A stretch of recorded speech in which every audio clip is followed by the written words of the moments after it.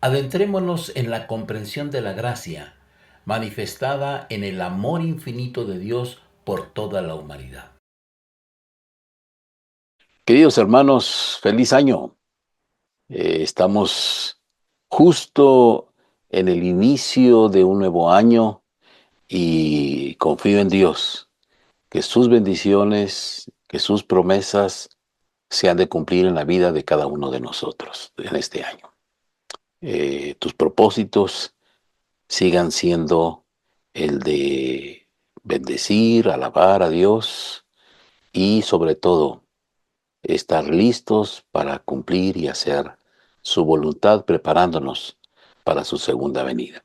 Y claro, iniciamos un nuevo trimestre, es un gozo iniciar un nuevo estudio que abre nuestro panorama de las enseñanzas de la Biblia para nosotros, para nuestro crecimiento personal y para compartir también algunas de estas verdades, como lo hacemos aquí en este espacio de pocas palabras.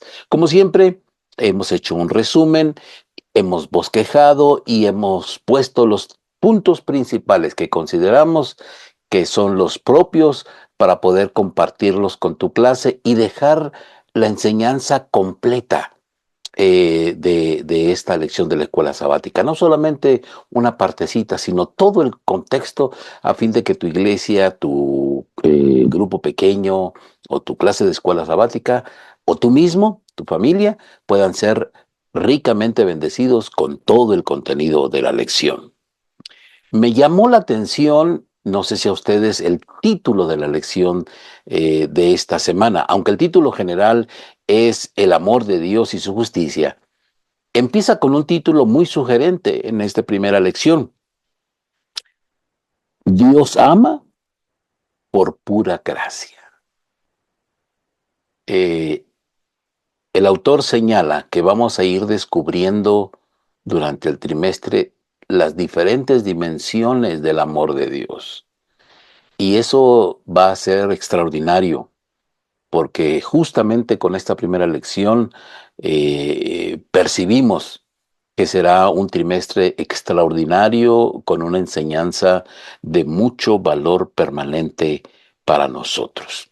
Lo hemos dividido en tres partes, como lo hacemos regularmente, así es de que el primero de esta semana, el primer punto de esta semana, la primera consideración puntual, la he titulado incondicionalmente. La lección señala varios puntos que los presento para que los mantengas tú presentes en tu mente. Dios ama a cada persona. Eso es, o esa es su forma de actuar. Asunto que eh, corrobora que Dios ama a todas las personas. En Éxodo 33, 15 al 22, establece el autor de la lección que Israel había perdido su derecho a los privilegios del pacto, pero Dios, por pura gracia, decidió continuar con esa relación a pesar de que no eran dignos. Subraya esto. Ahora, Éxodo 33, 19 no establece que Dios es arbitrario en mostrar su misericordia. Es decir, que a algunos sí y a otros no. En realidad, este pasaje de Éxodo 33 establece que como creador de todo, tiene el derecho y la autoridad de conceder gracia y compasión libremente, incluso a las personas que menos lo merecen. La historia de Oseas, el capítulo 1 y el versículo 2, que lo leímos esta semana, es una lección viviente. Es una historia de amor de Dios para con quienes no lo merecen. Este pasaje de Oseas describe a Dios como el amoroso esposo no correspondido por un cónyuge infiel. En la narración bíblica completa, Dios muestra su compromiso y una compasión asombrosa en favor de su pueblo. Y este pasaje de Oseas nos muestra, junto con todos los demás de la Biblia, sistemáticamente que el amor de Dios es voluntario y ofrecido por pura gracia. Punto número 2. Lo titulamos A pesar de.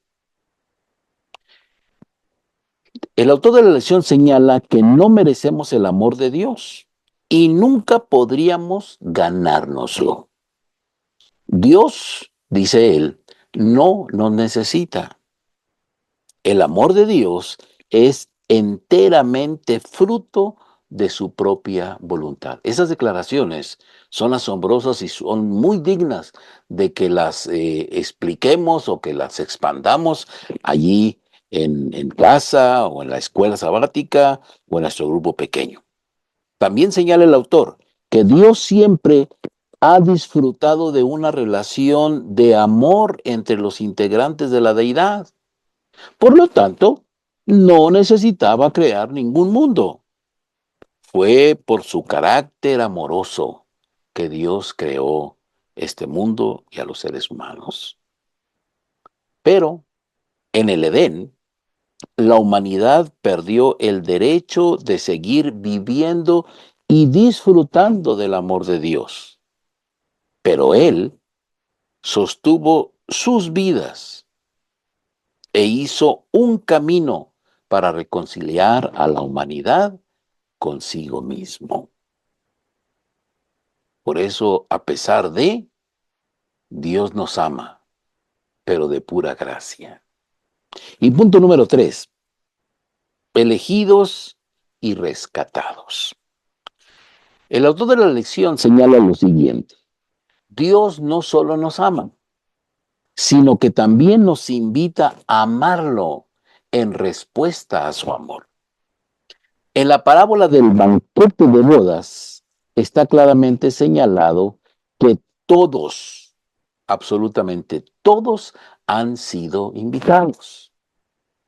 Extrañamente, en esta parábola, un invitado no acepta el vestido de bodas y tiene que ser expulsado de la celebración. Y aquí el autor señala otros puntos importantes. Primero señala que Dios invita a todos, pero también señala que no hay cosa tal como que haya algunos elegidos en la forma como nosotros lo entendemos, como ya designados. Vamos a usar ese vocablo mejor. Los elegidos, señala la lección, son los que aceptan la invitación. Y al aceptar la invitación, se visten del vestido de bodas por elección propia. Esos son los elegidos. Así de que tú puedes entrar ahí también, querido hermano. Ahora, en Mateo 23:37 encontramos el lamento de Jesús que hizo sobre Jerusalén. Jerusalén, Jerusalén, que matas a los profetas. ¿Cuántas veces quise? Señala el versículo y termina diciendo, y como la gallina junta a sus polluelos y no quisiste. Bueno, en ese contexto, el verbo querer, el Señor lo usa para referirse a su deseo de salvarnos, como también a la falta de disposición de muchos a ser salvados. Un solo versículo señalando estos dos aspectos. Y el autor finalmente señala, Cristo pagó el precio y ha encontrado la manera de reparar la relación entre el cielo y la tierra. Y entonces en esta tercera parte termino con una breve, una parte solamente de la declaración de Elena White que hace sobre Cristo. Hizo provisión Cristo, para enfrentar la terrible emergencia que el pecado había levantado en Adán y Eva. ¿Qué conclusiones tenemos? Bueno, hay muchas, pero quiero señalar una cita de Palabras de Vida del Gran Maestro, página 342, que me parece importante. Dentro de las tinieblas del mundo debe resplandecer la luz de su gloria, la luz de la bondad, misericordia y verdad. La luz del sol de justicia debe brillar en buenas obras, en palabras de verdad y hechos de santidad, hablando de la respuesta nuestra al amor manifestado por Dios de diferentes maneras. Y finalmente concluyo, por supuesto, Dios nos ama de pura gracia. Querido hermano, continuamos con algunos comentarios breves para darle el punto final a nuestra lección. El espacio que tenemos es muy breve para hacer muchos comentarios, así que solamente haré probablemente dos comentarios. El primero tiene que ver con el amor de Dios manifestado no solamente al pueblo de Israel, sino confirmado a través de la historia de la humanidad con cada uno de nosotros. Hablando de Israel, la lección señala que se había perdido todo. Es cierto, su conducta y su respuesta al amor de Dios había hecho que se perdiera todo. No había manera de reconciliar. Pero señala el autor de la lección. O sea, se había perdido todo. Pero aún así decidió el Señor continuar con su relación de amor con su pueblo. Fíjese, todo perdido, pero aún así el Señor decidió continuar con esa relación. Y el punto número 3 de este pensamiento es que eh, a pesar de que eran indignos, Dios continuó amándolos. Fíjese la secuencia. Se había perdido todo, aún Dios así decidió, aunque eran indignos.